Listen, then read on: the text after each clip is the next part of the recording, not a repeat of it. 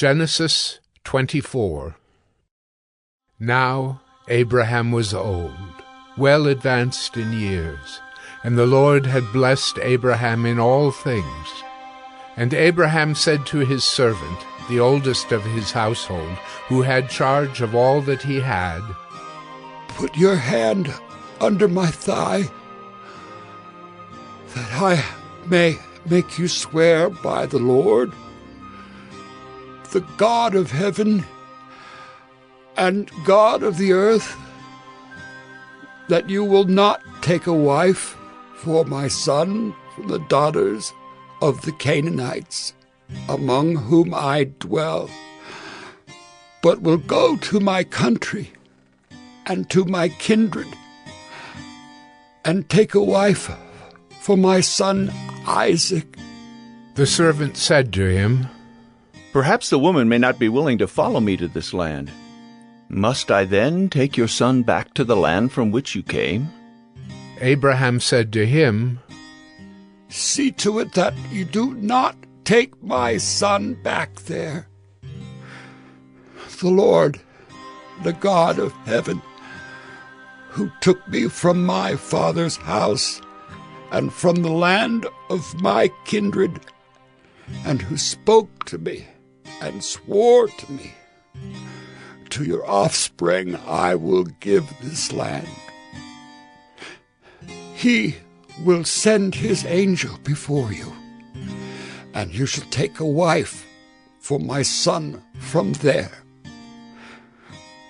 But if the woman is not willing to follow you, then you will be free from this oath of mine. Only you must not take my son back there." So the servant put his hand under the thigh of Abraham his master, and swore to him concerning this matter. Then the servant took 10 of his master's camels and departed, taking all sorts of choice gifts from his master. And he arose and went to Mesopotamia, to the city of Nahor. And he made the camels kneel down outside the city by the well of water at the time of evening, the time when women go out to draw water. And he said, "O Lord God of my master Abraham, please grant me success today and show steadfast love to my master Abraham. Behold, I am standing by the spring of water, and the daughters of the men of the city are coming out to draw water. Let the young woman to whom I shall say, 'Please let down your jar that I may drink,' and who shall say, 'Drink, and I will water your camels,' let her be the one whom you have appointed for your servant Isaac. By this I shall know that you have shown steadfast love to my master." Before he had finished speaking, behold, Rebekah, who was born to Bethuel the son of Milcah, the wife of Nahor, Abraham's brother, came out with her water jar on her shoulder. The young woman was very attractive in appearance, a maiden whom no man had known. She went down to the spring and filled her jar and came up. Then the servant ran to meet her and said, "Please give me a little water to drink from your jar." She said, "Drink, my lord." And she quickly let down her jar upon her hand and gave him a drink. When she had finished giving him a drink, she said, "I will draw water for your camels also until they have finished drinking." So she quickly emptied her jar into the trough and ran again to the well to draw water, and she drew for all his camels. The man gazed at her in silence to learn whether the Lord had prospered his journey or not. When the camels had finished drinking, the man took a gold ring weighing a half shekel, and 2 bracelets for her arms weighing 10 gold shekels, and said, "Please tell me whose daughter you are. Is there room in your father's house for us to spend the night?" She said to him, "I am the daughter of Bethuel, the son of Milcah, whom she bore to Nahor." She added, "We have plenty of both straw and fodder, and room to spend the night." The man bowed his head and worshipped the Lord and said, "Blessed be the Lord, the God of my master Abraham, who has not forsaken his steadfast love and his faithfulness toward my master. As for me, the Lord has led me in the way to the house of my master's kinsman." Then the young woman ran and told her mother's household about these things. Rebekah had a brother whose name was Laban. Laban ran out toward the man to the spring. As soon as he saw the ring and the bracelets on his sister's arms, and heard the words of Rebekah his sister, "Thus the man spoke to me," he went to the man. And behold, he was standing by the camels at the spring. He said, "Come in, O blessed of the Lord. Why do you stand outside? For I have prepared the house and a place for the camels." So the man came to the house and unharnessed the camels, and gave straw and fodder to the camels, and there was water to wash his feet and the feet of the men who were with him. Then food was set before him to eat. But he said, "I will not eat until I have said what I have to say." He said, "Speak on." So he said, "I am Abraham's servant. The Lord has greatly blessed my master, and he has become great. He's given him flocks and herds, silver and gold, male servants and female servants, camels and donkeys. And Sarah, my master's wife, bore a son to my master when she was old, and to him he has given all that he has.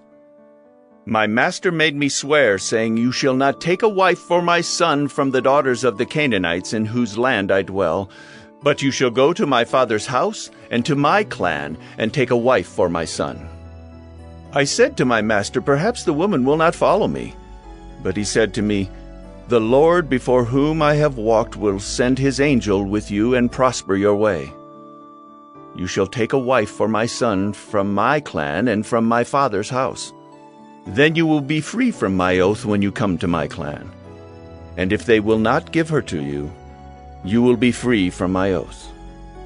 I came today to the spring and said, 'O Lord, the God of my master Abraham, if now you are prospering the way that I go, behold, I'm standing by the spring of water. Let the virgin who comes out to draw water, to whom I shall say, "Please give me a little water from your jar to drink," and who will say to me, "Drink, and I will draw for your camels also," let her be the woman whom the Lord has appointed for my master's son." Before I had finished speaking in my heart, behold, Rebekah came out with her water jar on her shoulder, and she went down to the spring and drew water. I said to her, "Please let me drink." She quickly let down her jar from her shoulder and said, "Drink, and I will give your camels drink also." So I drank, and she gave the camels drink also. Then I asked her, "Whose daughter are you?" She said, "The daughter of Bethuel, Nahor's son, whom Milcah bore to him." So I put the ring on her nose and the bracelets on her arms. Then I bowed my head and worshipped the Lord and blessed the Lord, the God of my master Abraham, who had led me by the right way to take the daughter of my master's kinsman for his son. Now then, if you're going to show steadfast love and faithfulness to my master, tell me, and if not, tell me, that I may turn to the right hand or to the left." Then Laban and Bethuel answered and said, "The thing has come from the Lord.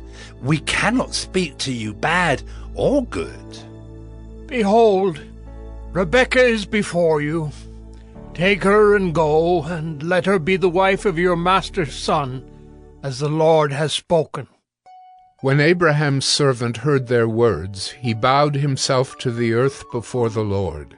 And the servant brought out jewelry of silver and of gold, and garments, and gave them to Rebekah. He also gave to her brother and to her mother costly ornaments. And he and the men who were with him ate and drank, and they spent the night there. When they arose in the morning, he said, "Send me away to my master." Her brother and her mother said, "Let the young woman remain with us a while, at least 10 days. After that, she may go." But he said to them, "Do not delay me, since the Lord has prospered my way. Send me away, that I may go to my master." They said, "Let us call the young woman and ask her. and they called Rebekah and said to her, Will you go with this man?" She said, I will go. So they sent away Rebekah their sister and her nurse, and Abraham's servant and his men, and they blessed Rebekah and said to her, Our sister, may you become thousands of 10,000s, and may your offspring possess the gate of those who hate him. Then Rebekah and her young women arose and rode on the camels and followed the man. Thus the servant took Rebekah and went his way. Now Isaac had returned from Beer-lahai-roi and was dwelling in the Negeb. And Isaac went out to meditate in the field toward evening. And he lifted up his eyes and saw, and behold, there were camels coming. And Rebekah lifted up her eyes, and when she saw Isaac, she dismounted from the camel and said to the servant, Who is that man walking in the field to meet us? The servant said, It is my master. So she took her veil and covered herself. And the servant told Isaac all the things that he had done. Then Isaac brought her into the tent of Sarah, his mother, and took Rebekah, and she became his wife, and he loved her. So Isaac was comforted after his mother's death. Genesis 25. Abraham took another wife, whose name was Keturah. She bore him Zimran, Jokshan, Medan, Midian, Ishbak, and Shua. Jokshan fathered Sheba and Dedan. The sons of Dedan were Asherim, Letushim, and Leamim. The sons of Midian were Ephah, Epher, Hanok, Abida, and Eldaah. All these were the children of Keturah. Abraham gave all he had to Isaac. But to the sons of his concubines Abraham gave gifts. And while he was still living, he sent them away from his son Isaac, eastward to the east country.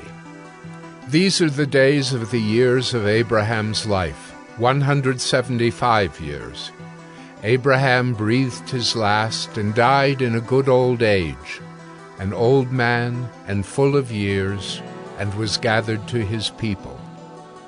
Isaac and Ishmael his sons buried him in the cave of Machpelah, in the field of Ephron, the son of Zohar the Hittite, east of Mamre, the field that Abraham purchased from the Hittites. There Abraham was buried with Sarah his wife. After the death of Abraham, God blessed Isaac his son, and Isaac settled at Beer-lahai-roi. These are the generations of Ishmael, Abraham's son, whom Hagar the Egyptian, Sarah's servant, bore to Abraham. These are the names of the sons of Ishmael, named in the order of their birth: Nebaioth, the firstborn of Ishmael, and Kedar, Adbeel, Mibsam, Mishma, Duma, Massa, Hadad, Tema, Jeter, Naphish, and Kedemah. These are the sons of Ishmael, and these are their names, by their villages and by their encampments, 12 princes according to their tribes. These are the years of the life of Ishmael, 137 years. He breathed his last and died, and was gathered to his people. They settled from Havilah to Shur, which is opposite Egypt in the direction of Assyria. He settled over against all his kinsmen. These are the generations of Isaac, Abraham's son. Abraham fathered Isaac, and Isaac was 40 years old when he took Rebekah, the daughter of Bethuel the Aramean of Padan Aram, the sister of Laban the Aramean, to be his wife. And Isaac prayed to the Lord for his wife because she was barren. And the Lord granted his prayer, and Rebekah his wife conceived. The children struggled together within her, and she said, If it is thus, why is this happening to me? So she went to inquire of the Lord, and the Lord said to her, 2 nations are in your womb, and 2 peoples from within you shall be divided. The one shall be stronger than the other, The older shall serve the younger. When her days to give birth were completed, behold, there were twins in her womb. The first came out red, all his body like a hairy cloak, so they called his name Esau. Afterward his brother came out with his hand holding Esau's heel, so his name was called Jacob. Isaac was 60 years old when she bore them. When the boys grew up, Esau was a skillful hunter, a man of the field, while Jacob was a quiet man, dwelling in tents. Isaac loved Esau because he ate of his game, but Rebekah loved Jacob. Once, when Jacob was cooking stew, Esau came in from the field, and he was exhausted. And Esau said to Jacob, "Let me eat some of that red stew, for I am exhausted." Therefore his name was called Edom. Jacob said, "Sell me your birthright now." Esau said, I am about to die. Of what use is a birthright to me? Jacob said, "Swear to me now." So he swore to him and sold his birthright to Jacob. Then Jacob gave Esau bread and lentil stew, and he ate and drank, and rose and went his way. Thus Esau despised his birthright.